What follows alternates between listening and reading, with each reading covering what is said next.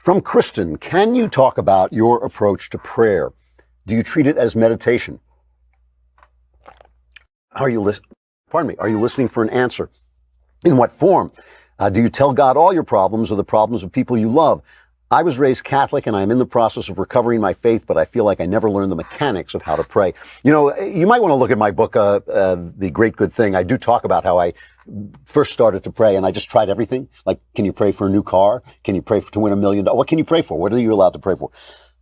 My feeling is this: you are in a conversation and a relationship with God. God is God, you are you, but you are in a conversation and a relationship.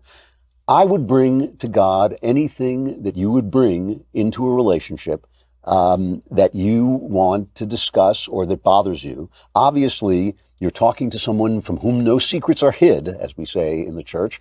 And so there's no point in lying. There's no point in being pious. There's no point in pretending you're any better than you are. You don't have to confess every minute that you're talking, but just simply talk in the most honest possible way.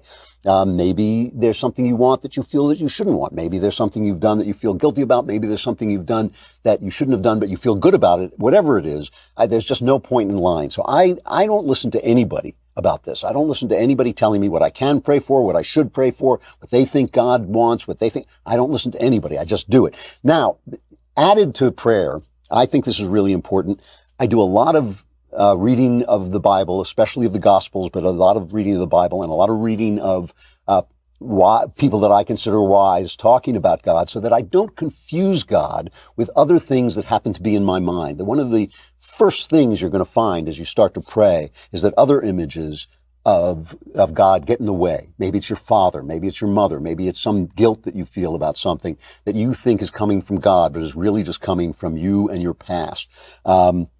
Whenever I feel myself raking myself over the coals for something that I did wrong, I know that's my voice, not God's. God wants you to recognize when you do something wrong. He doesn't want you to torture yourself. That is the other side. That's why they call Satan the accuser when you start to do that. So you want to make sure part of prayer is clarifying that you are reaching God. And yes, you do get answers.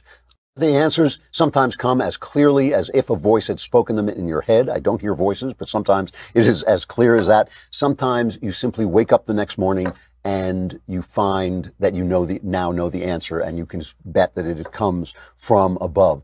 I don't treat it as meditation. Meditation to me is a silent pursuit. I speak out loud. I go into a place where I know nobody's listening in on me, and I speak out loud so that I'm using clear sentences so I can hear what I'm saying, so I'm thinking as clearly as possible. And that's the way I have found it is the best way to pray. I hope that's helpful.